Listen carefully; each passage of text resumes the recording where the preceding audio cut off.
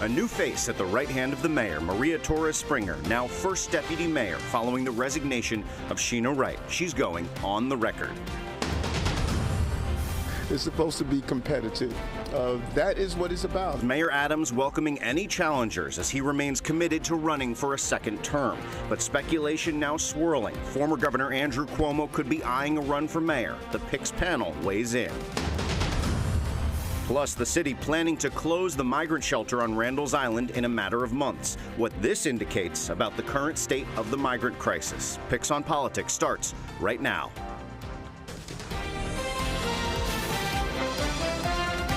This is Picks on Politics. And welcome to Picks on Politics. I'm Henry Rossoff in for Dan Manarino.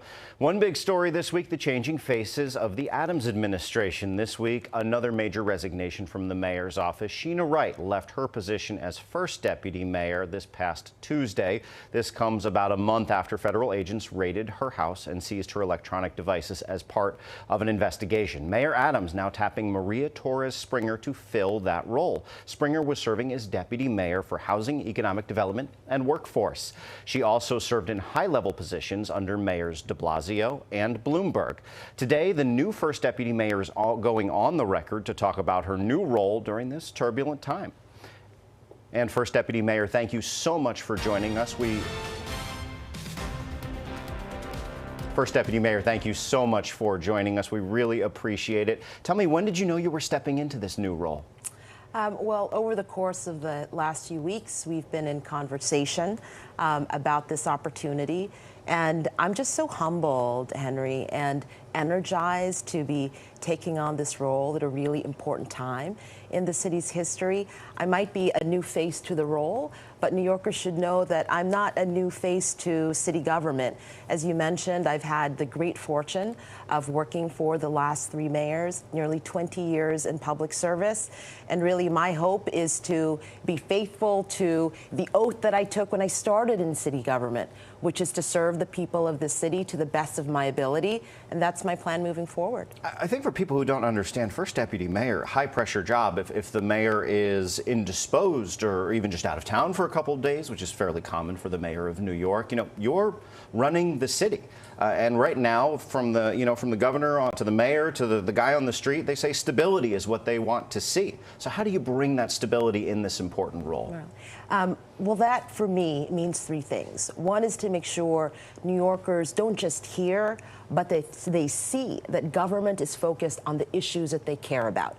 On a day-to-day basis, for sure, that means picking up the trash, making sure the streets are clean, driving down crime, which we have, by the way, 9 straight months of major crimes declining.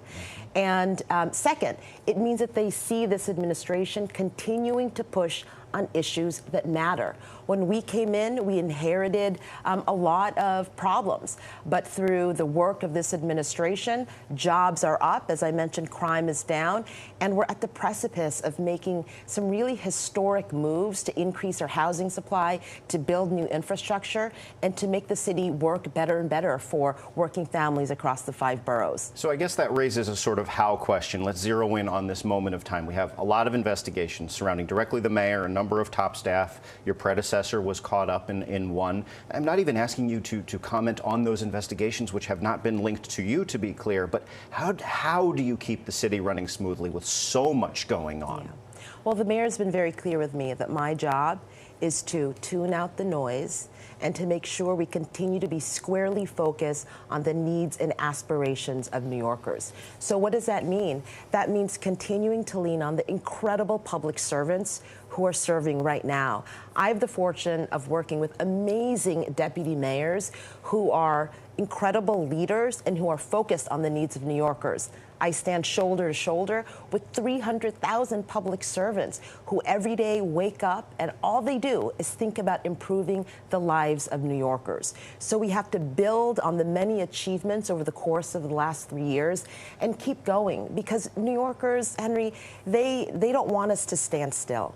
They don't want us to spend time wringing our hands, worrying too much about the future. They expect us to stay focused.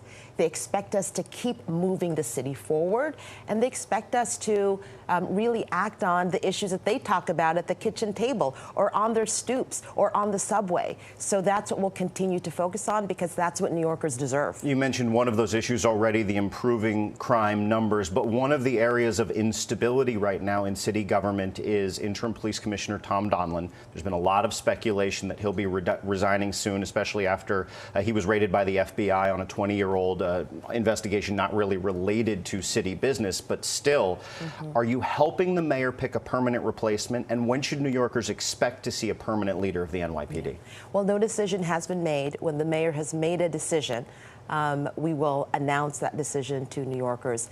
It's a critical role, and so are many other senior roles across the administration. New Yorkers should trust that we have leaders who care not just about the day-to-day, but care about the work that we have to do together to move the city forward. You know, for me, Henry, and like so many other public servants across the agencies and across City Hall, this has been my life's work. And I take this responsibility very, very seriously, and so do my colleagues. We know that it's a time that carries a lot of weight. We know there's a lot on New Yorkers' minds. Our job is to make sure they don't have to worry about the proper functioning of government, about the advancement of key initiatives from education to housing to jobs to supporting small businesses, and to really embody the types of values that New Yorkers really care about and deserve in their leaders. Tell me a little bit about your relationship with the mayor, because it's not like you haven't worked with him very closely over the last couple of years as deputy mayor for housing and economic development and workforce. Is it a push-pull relationship? Is it one where you share a lot of the same values? How has it grown over the last 3 years? Peel back the curtain a little bit for us, if you could, please. Absolutely. So I have enjoyed nothing but support from Mayor Eric Adams. He appointed me to this position 3 years ago as deputy mayor for economic development at the time. Over the course of the last 3 years, that portfolio has grown to include housing. And what we're focused on is making sure that the values that he has, his aspirations for the city, that we don't miss a beat, despite all that's complex right now.